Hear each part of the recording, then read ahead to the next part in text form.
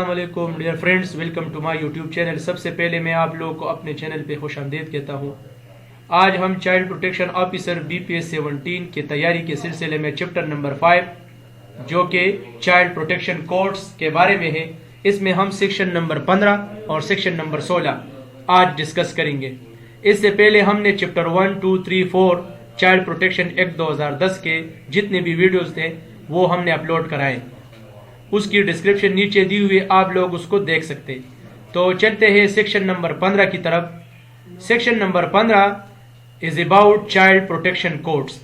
اب یہ section number 15 جو ہے یہ چائلڈ پروٹیکشن کوڈز کے بارے میں ہے۔ جیسا کہ آپ لوگوں کو میں تھوڑا سا پریویسلی بیک گراؤنڈ دینا چاہ رہا ہوں، اس سے پہلے ہم نے یہ پڑھا تھا کہ جوینائل اور یہ وہ بچہ ہوتا ہے کہ وہ انڈر 18 ایئرز ہوتا ہے۔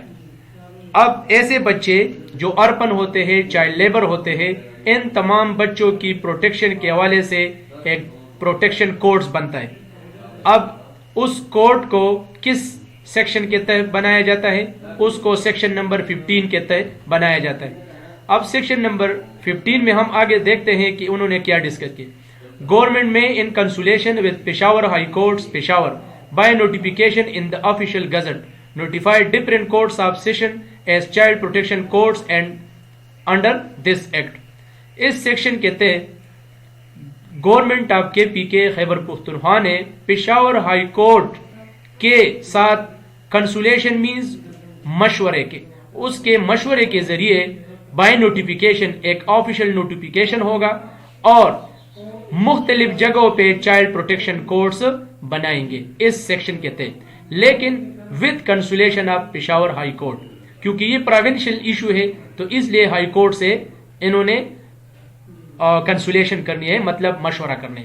اب آگے کیا بتاتا ہے؟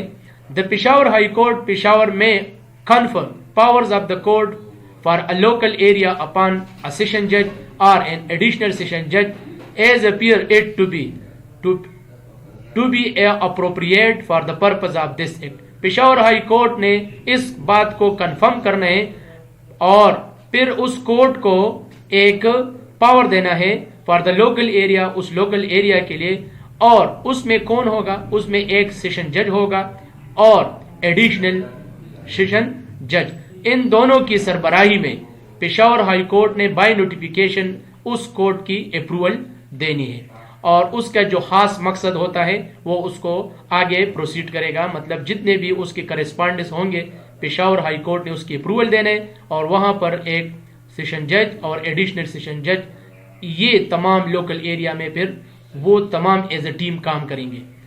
پھر تو اس سیکشن میں ہم نے دو باتیں یاد رکھنی ہے کہ چائلڈ پروٹیکشن کوڈز کس قانون کے تحت بنائے جاتے ہیں، تو یہ سیکشن نمبر 15 کے تحت بنایا جاتا ہے۔ پوائنٹ نمبر 1 یہ ہے۔ پوائنٹ نمبر 2 اس میں امپورٹنٹ یہ ہے کہ چائلڈ پروٹیکشن کوڈز کو کس کی اپروول پہ بنانی ہے۔ تو اس میں آپشن ایسے آتے ہیں کہ سپریم کورٹ، ہائی کورٹ، اس طرح کے آپشن آئیں گے، تو آپ لوگوں نے کریکٹ آنسر کیا کرنا ہے؟ یہ پشاور ہائی کورٹ کے تھرو یا اس کی اپروول پہ بائی نوٹیفیکیشن بنانی ہے، کیونکہ اس کا ریزن یہ ہے کہ چونکہ یہ پروونشل ایشو ہے، اس لیے یہ کام جو ہے نا یہ پشاور ہائی کورٹ نے کرنا ہے۔ نیکسٹ سیکشن میں کیا ہے؟ Next section is section number 16 powers and function of the court. اب اس کورٹ تو بن گیا سیکشن نمبر 15 کے تحت، لیکن اس سیکشن 15 کے بعد سیکشن نمبر 16 کی باری آتی ہے، اور پھر اس کورٹ کے پاور اور فنکشن کیا ہوں گے جو بن جائے۔ تو the court may issue order in respect of handing over the custody of a child at risk that is brought before him either to his parents, guardian as a suitable person or a child protection institution as the case may be۔ Court نے کیا کرنا ہے؟ میں issue order, اس court نے اس کی پہلی responsibility یہ ہے کہ انہوں نے ایک آفیشیل آرڈر دینا ہے، اور اس بچے کو جو چائلڈ ایٹ رسک ہے، یعنی وہ تمام بچے جو خطرے میں ہیں، ان تمام بچوں کو اس کی کسٹڈی، یعنی اس کو اپنی کسٹڈی میں لینا، اور پھر اس کسٹڈی کے دوران زیادہ تر اس بات کا خیال رکھنا کہ اس کی جو کسٹڈی ہوتی ہے یا تو کورٹ نے کرنی ہے، یا اس کے پیرنٹس نے کرنی ہے، یا اس کے گارڈین نے، یا ایک ایسا سوٹیبل پرسن یا اس کے علاوہ ایک چائلڈ پروٹیکشن انسٹیٹیوشن. یعنی کورٹ نے اپنی آرڈر اس بات پہ کنفرم کرنا ہے کہ اس بچے کی تو مطلب اس کی تو دیکھ بھال ہونی ہے، لیکن دیکھ بھال اس کا کون کرے گا؟ ایسے بچے 2 3 4 قسم کے لوگ اس کی دیکھ بھال کر سکتے ہیں. نمبر 1 وہ ایک تو یہ ہے کہ پیرنٹس نے کرنے، پیرنٹس کو ہینڈ اوور کرنا ہے، یا دوسرا یہ ہے کہ اس کے ایک پراپر گارڈین جو ہوتا ہے. اگر پیرنٹس نہ ہو، وہ زندہ نہ ہو، تو پھر انہوں نے اس تھینک یو سر وہ جو ہے نا اس نے پھر وہ کرنا ہے. پھر اس کے بعد جو ہے نا چائلڈ پروٹیکشن انسٹیٹیوشن بھی یہ کام کر سکتی ہے. اور اس کے علاوہ جو ہے نا یا مطلب ایک ایسا سوٹیبل پرسن کہ سوٹیبل پرسن وہ ہوتا ہے کہ کنسرن پرسن کہ جو کورٹ اس کو صحیح سمجھتا ہے، تو وہ یہ تمام کام کرے گا. تو اس بچے کی کسٹڈی ان 4 بندوں کے یا ان 4 مطلب فیکٹرز ہے کہ نمبر 1 کیا ہے؟ پیرنٹس ہے، نمبر 2 گارڈین ہے، نمبر 3 سوٹیبل پرسن ہے، نمبر 4 جو ہے نا یہ چائلڈ پروٹیکشن انسٹیٹیوٹ. ان 4 فیکٹرز کے زیر نگرانی میں اس بچے کی کسٹڈی ہوگی. Number 2 the court shall inform the child of the the court shall inform the child of the situation and obtain his views before making an order in respect of his custody and care.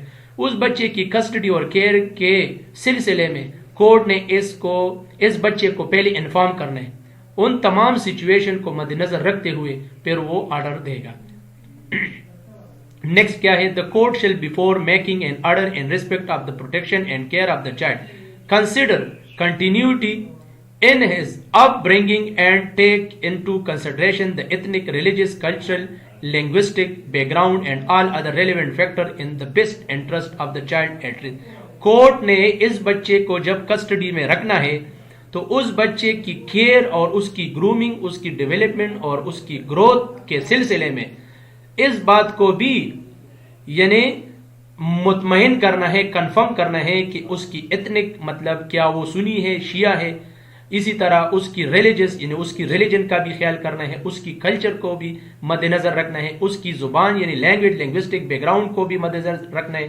ایسے ان تمام factors جو اس بچے کے ساتھ relevant ہو، وہ اس کی best interest پہ یہ فیصلہ کرنا ہے تاکہ اس کی کسٹڈی اور اس کی ڈیولپمنٹ، اس کی تمام یہ فیکٹرز جو ہے نا ان کو دیکھتے ہوئے کورٹ نے اس طرح پھر فیصلہ کرنا ہے.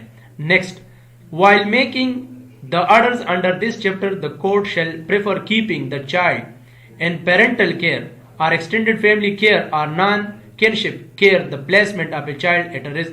کورٹ نے زیادہ تر اس بات کو خیال رکھنا ہے کہ اس بچے کی جو دیکھ بھال ہوتی ہے زیادہ تر اس کو پیرنٹل کیئر مطلب اس کے پیرنٹس کی کیئر زیادہ ہونی چاہیے، اس کے علاوہ فیملی کی طرف سے، اور نان کنشپ یعنی وہ بندے جو اس کے ریلیٹیوز نہ ہو. اس طرح ان تمام باتوں کا خیال رکھنا ہے کہ بچہ اس ہاتھوں میں جائے کہ جس ہاتھوں میں اس کی زیادہ دیکھ بھال ہو. تو کورٹ اس بات کو کنفرم کرے گا. The court shall monitor the status of the child through reports submitted by the child protection officer, any officer authorized by the commission, or through requiring the appearance of a child and person responsible for his custody and care.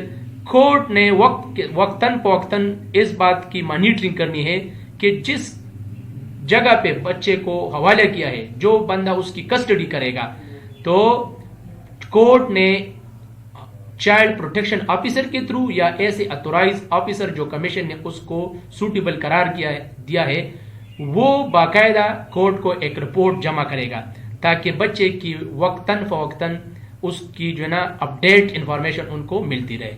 تو یہ بات بھی انہوں نے confirm کرنی ہے. اس کے علاوہ the court shall finally decide a case within 4 months from the date of production of a child before. اب یہ پوائنٹ امپورٹنٹ ہے MCQs کے لیے کہ کورٹ نے اس فیصلے کو کتنے دنوں میں، یہ 4 مہینوں کے اندر جو ہے نا یہ فیصلہ کرنا ہے. یہ پوائنٹ آپ لوگوں نے امپورٹنٹ ہے یاد رکھنا ہے کہ کورٹ اس فیصلے کو، اس بچے کی جو پروڈکشن آرڈر ہے، یہ ودن 4 months اس کو فیصلہ کرنا ہے. اور اگر اس طرح نہ ہوا، مطلب 4 مہینوں میں یہ فیصلہ نہ ہوا، پھر کیا کرنا ہے؟ اس کی in the event of the expiry of 60 days period before the final decision of the court shall communicate in writing. اگر 2 مہینے گزرنے کے بعد پھر کورٹ نے کیا کرنا ہے، اپنے فائنل ڈیسیژن کو کیا کرنا ہے، وہ کورٹ کے ساتھ یعنی ایک کمیونیکیٹ کرنا ہے. کس کے ساتھ؟ یعنی جو ڈسٹرکٹ لیول پہ جج ہوتا ہے یا اس طرح سیشن جج ہوتا ہے ان کے ساتھ اپنی کمیونیکیشن کو رکھنا ہے، کیونکہ یہ کیس اگر لیٹ ہو گیا 4 مہینوں میں وہ فیصلہ نہ ہوا، پھر آگے جو ہے نا کیا کرنا ہے، انہوں نے پھر فائنل ڈیسیژن کے لیے ڈسٹرکٹ لیول پہ جج کے ساتھ ان کو انفارم کرنا ہے، ان کے ساتھ کمیونیکیشن رکھنی ہے. تو یہ ہے. Next, appeal against the order of the court shall lie to the high court within 30 days. اچھا، یہ پوائنٹ بھی آپ لوگوں نے یاد رکھنا ہے کہ اس بچے نے اگر کوئی اپیل جمع کرنی ہے تو وہ ہائی کورٹ کی طرف جائے گا اور ود ان 30 days اس میں جو ہے نا مطلب ایک گیپ ہوگا، ان 30 days کے اندر اپیل بھی جمع ہو سکتی ہے. تو یہ پوائنٹ بھی آپ لوگوں کے لیے امپورٹنٹ ہے، آپ لوگوں نے اس کو یاد رکھنا ہے. The High Court may at any time either of its own motion or an application received in this behalf call for the record of any proceeding in which any court of session judge has passed an order for the purpose of satisfying itself as to legality or propriety of any such orders, and may pass such order in relation thereof as it thinks fit, provided that the High Court shall not pass an order under this section prejudicial to any person without giving him a reasonable opportunity of being heard.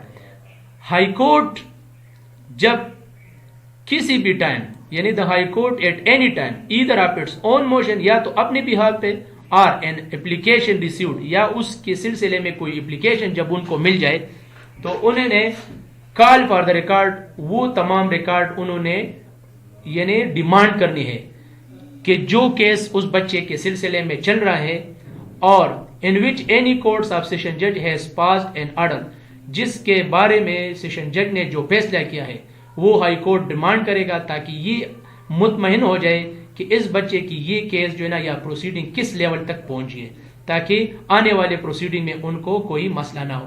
تو high court نے local یعنی district level پہ اپنا تمام record انہوں نے ان سے demand کرنے ہیں اور پھر اس کے بعد آگے جو پروسیڈنگ ہوگا وہ ہائی کورٹ نے پھر لینا ہے. تو this was the last point of section number 16 and 15. Section 15 اور 16 بہت زیادہ امپورٹنٹ ہے، آپ لوگوں نے اس کو یاد رکھیں کیونکہ اس سے ضرور ایک سوال آئے گا کورٹ کے ٹائم کے حوالے سے، کورٹ کے سیکشن کے حوالے سے، اس کے جو فنکشن اینڈ پاور کے حوالے سے. یہ 2-3 پوائنٹس آپ لوگوں نے اس سیکشن میں یاد رکھنے. انشاءاللہ آپ لوگ بہت زیادہ فائدہ آپ لوگوں کو ملے گا. Thanks for watching, having your time. السلام علیکم.